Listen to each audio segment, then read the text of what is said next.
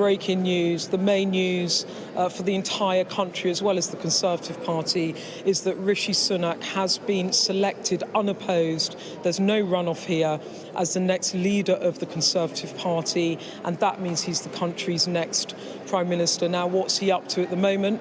He's upstairs in that room above us. He's addressing MPs. We haven't seen him yet, the new Prime Minister, the next Prime Minister.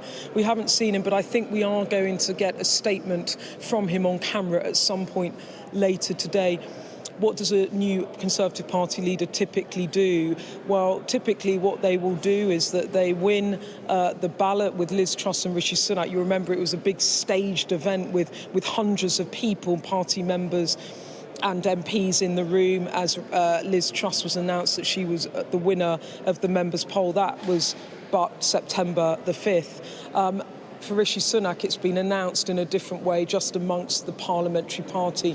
I imagine what we'll see later today is he will go to Conservative campaign headquarters. This is what every new Conservative leader does. And then I think what we will see tomorrow perhaps is the handover of power. That's when Liz Truss formally exits number 10, has an audience with the King, and then the new Prime Minister has an audience with the King and makes that journey from Buckingham Palace to the podium outside in the street, and he will address the nation. I think we will see him a bit later on camera today, but what a moment this is. Rishi Sunak, he was down and out July, he was out of cabinet, he was back on the back benches. There were questions about whether or not he would even remain as a Prime Minister. He now becomes the youngest Prime Minister since the Napoleonic Wars at the end of the 18th century. Pitt the Younger was the only one that was younger than him. I think he's just 42 years old, even younger than me, sadly for me,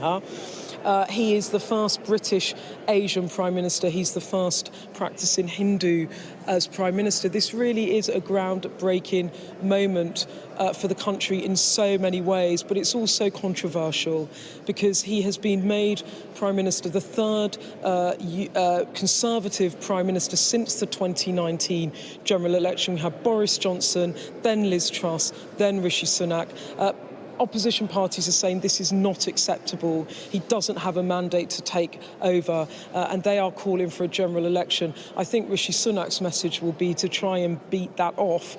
His message will be that he will lead according to the 2019 manifesto. One of Liz Truss's big mistakes was to try and divert from a manifesto with her parliamentary party saying, hang on a minute, Liz Truss, you don't have the mandate. So we haven't heard what Rishi Sunak's saying to MPs now. I imagine he will be talking about what he intends to do on the economy. What's he going to do on the Northern Ireland Protocol Bill? You saw earlier that the European Research Group, that's a big part of what they care about. What's he going to do on immigration policy? What's he going to do on tax and spend? And how is he going to unite the party? The first thing I think for MPs will be politically whether or not he creates that broad church within his cabinet. What did he say, though, when he was standing to be leader, when he made that announcement over the weekend, only when he was well past the 100 MPs supporting him mark?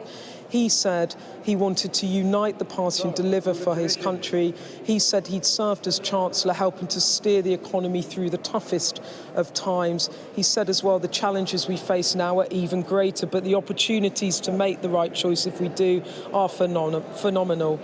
He said there will be integrity, professionalism and accountability at every level of the government I lead, and I will work day in, day out to get the job done. The big unknown, of course, is will the parliamentary party in the end let him? After all the bloodletting, can they come back together? There have been positive soundings in my initial conversations with MPs, but don't underestimate what a vicious period this has been in the history of the Conservative Party, and what a battle this Prime Minister has ahead, not just politically, but look what's happening to the economy. Problems exacerbated, problems of rising inflation and interest rates exacerbated by that disastrous Liz Truss mini-budget, and now he has the immediate task of trying to steady the ship and give those big fiscal plans, give those big forecasts, and also announce what he's going to do on tax and spend in a week's time.